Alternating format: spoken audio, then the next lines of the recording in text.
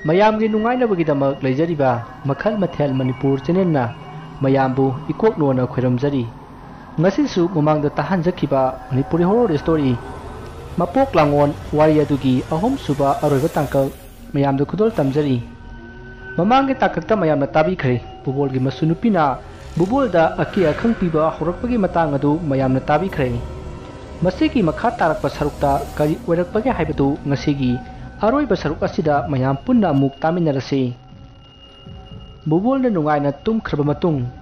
masunupi taibang nganbidu bubolgi manakta lai aduga bubolbu munna yinglaga lei masidagi machinda murum solai bubol nangna amaiba phanna yamna tandarabasu handakti nangbu kananasu kanba ngamloi ngasai amaiba aduna chaningba ahawba injang saw hairakkhibado nangdi apangba minina khangje nangi matam loirabani bubol masi haiduna kanna noi masidagi amuk taibang nganbidu mamagi manakta chatlaga tumlaga leikhre asumna ahingdu hawkhiduna mathangi no ngale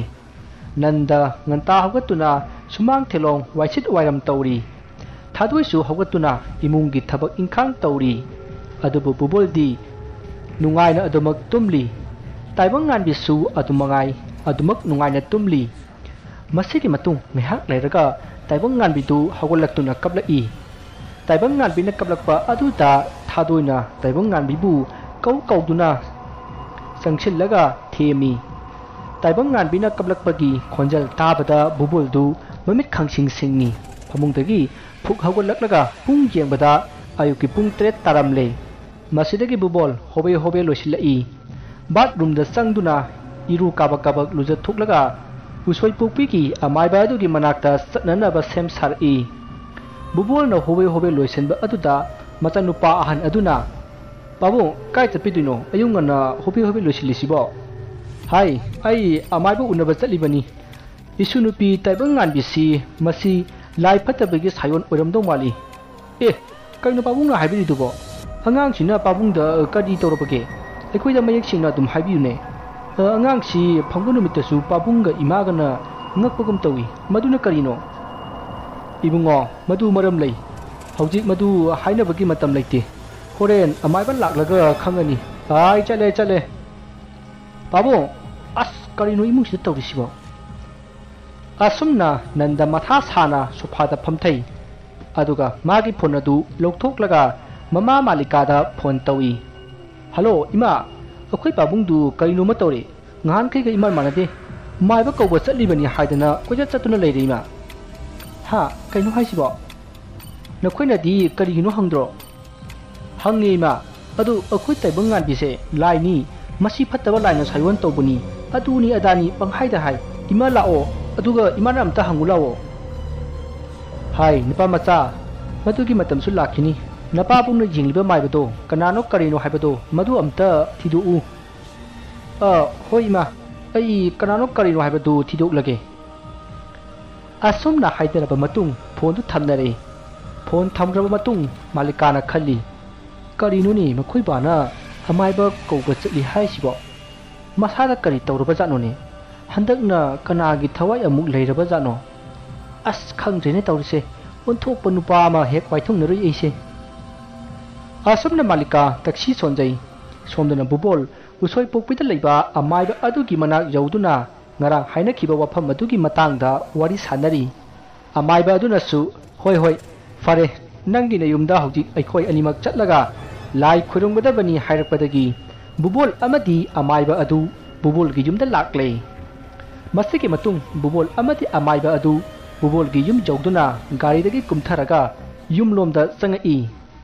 tanza aduda bubol gi masunupi taibang nganbidu kanna kapagi khunjal tarai khunjal adu tabada amaiba aduna bubol da hai ibungo nangdi nabukchal yamna sawba afaba mini ne ha nangna tawjakhiba afaba thabak singdugi afaba mahaidi handak hapta asida bu phanglaba yaine amaiba aduna hariyo wafamdu bubol na bhap taramde masida bubol na ojamaiba karino ojana habiridubo aibu ba melama taba ngamjadre aina haibadi nangi yumse yamna fazai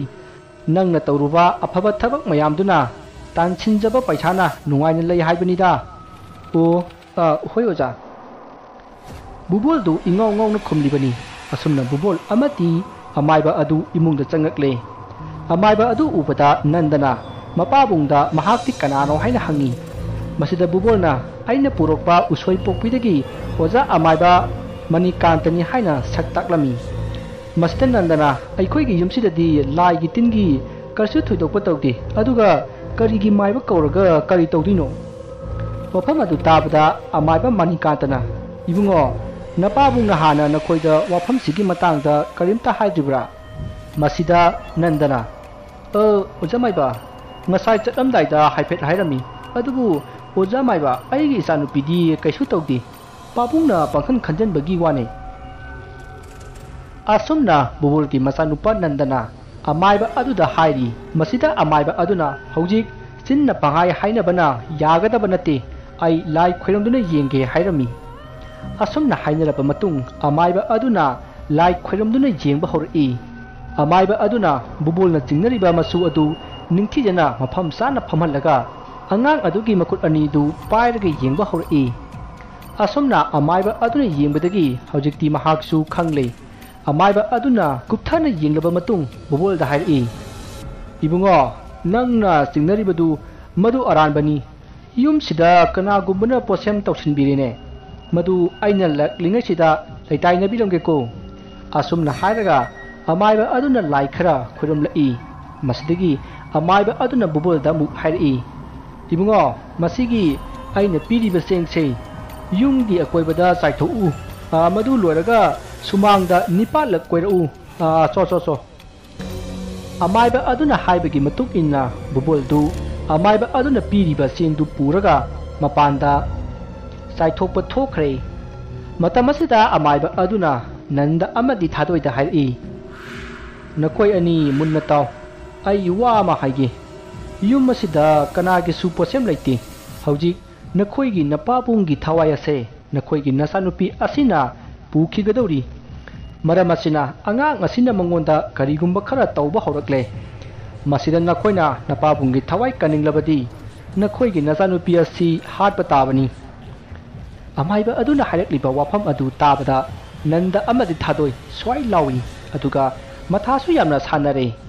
mapabungsu kaningi aduga masasu sihaninde karamba kansige khanbada makoi makok ngawre khanba yaba khalba matung nandana hairi ojamaiba animak amta sihandanaba pambaidi leiroidra lei ibungo thabagasi nakoina pangthokpa ngamlabadi napabung amati nasanupi makoi anigi thawai kanba ngamgani hojik nakhoigi nama ahan adugi thawaina taibang nganbi oina poklabani masi nakhoigi napabungbu hatnabagi damak mahak amukhanna poklaklibani napabungbu halaga mahaksu hankrani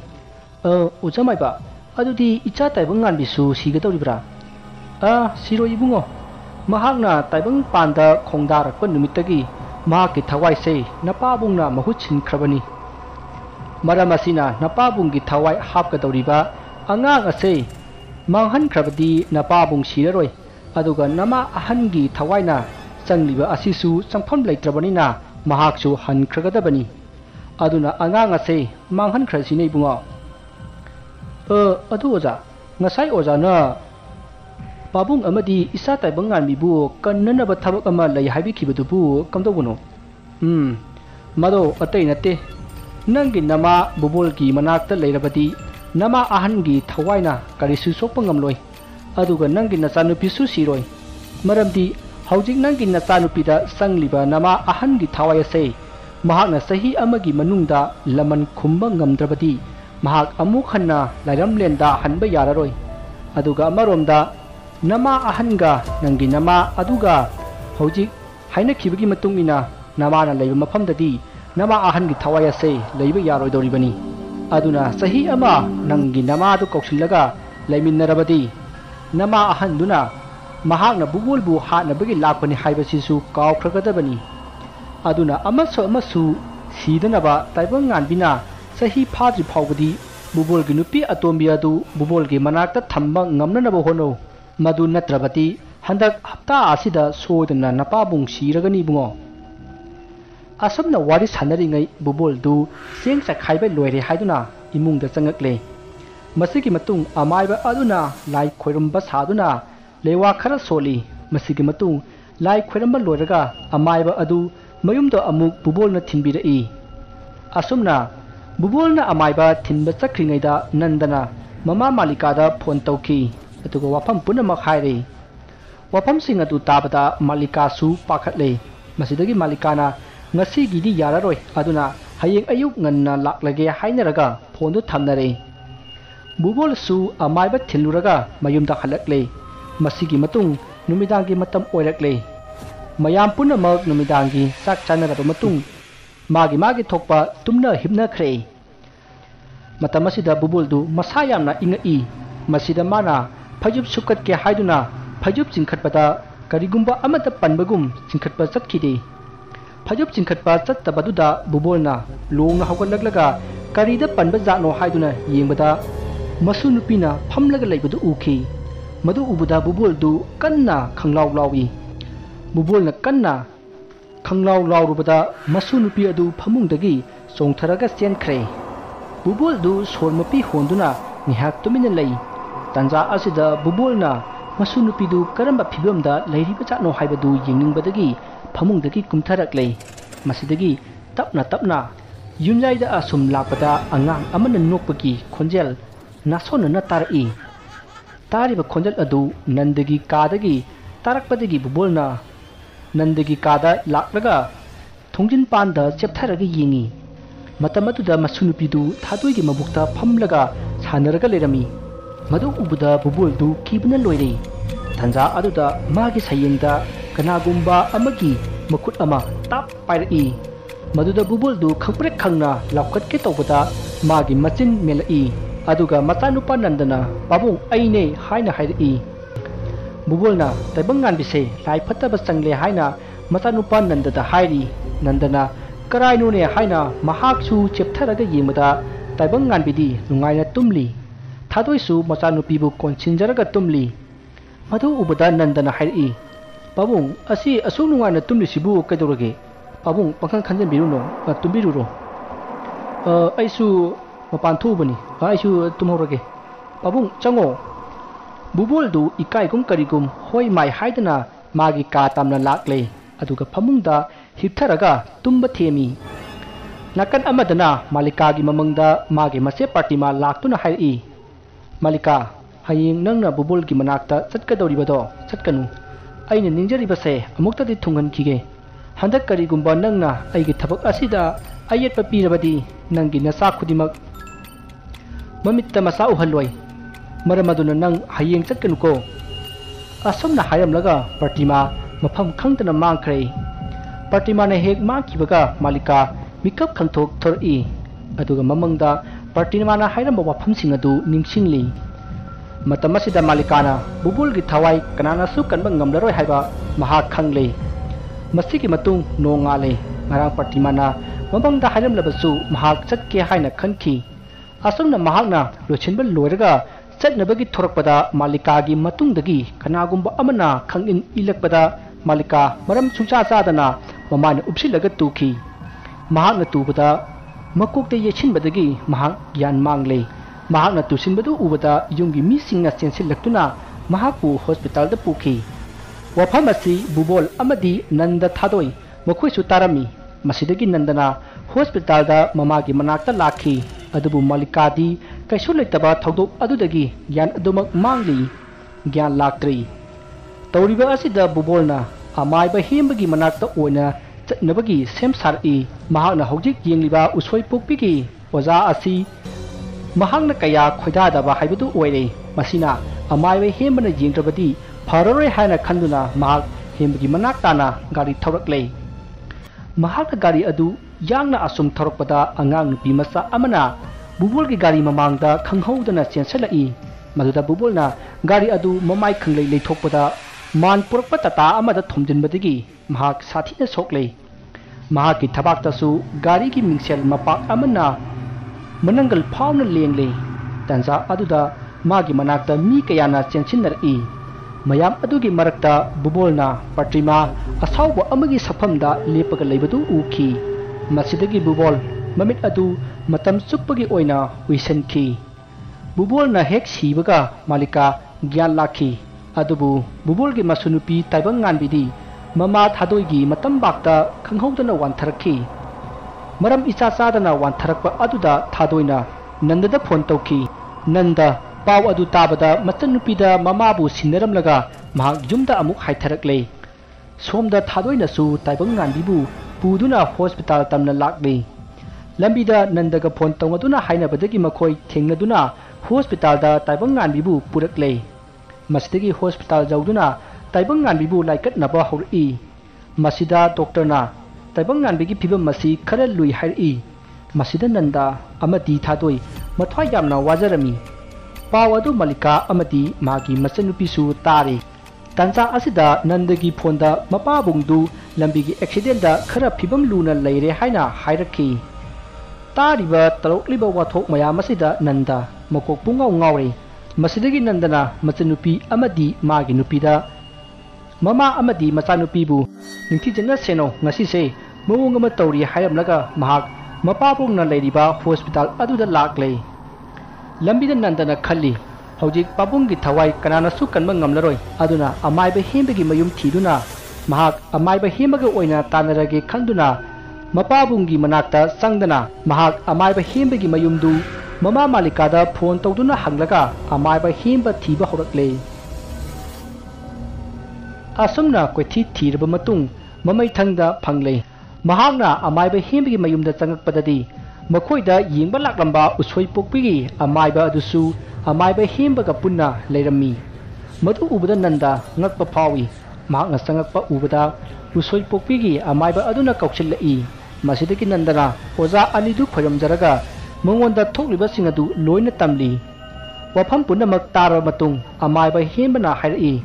ibungo napabungi thawai hojik kanba ngamlaroi adubu nasanupigi thawai di kanba yagani aduna nasanupigi thawai kannabagidama haujumak lai ama khorum thokasi nahak nampham masida lakani haibase aikhoi hana khangbadagi nangbu ngairamkhibani amaiba hembana hariba wafam adu tabada nandana adudi lai khurumnaba tawiro ichanupido hojik wanthaраktuna hospital da lehori haina pauk tamli masidagi amaiba hembana pakhakanu angangdo kaisu toroi hojik pungja marigi matam leiri aduna hojik aikhoi lai khoramlasi asumna amaiba aniduna tawraga bubolgi tarangda paraga leiriba thawai adu nandagi machanupida hapchinki aduga machanupida changlamba pratimagi thawai aduna tanthokhi tasembadi pratimana pokliba mapok asidi pratimana taibang nganbigi masadagi hek thokpaga taibang nganbi sigadabani adubu bubolna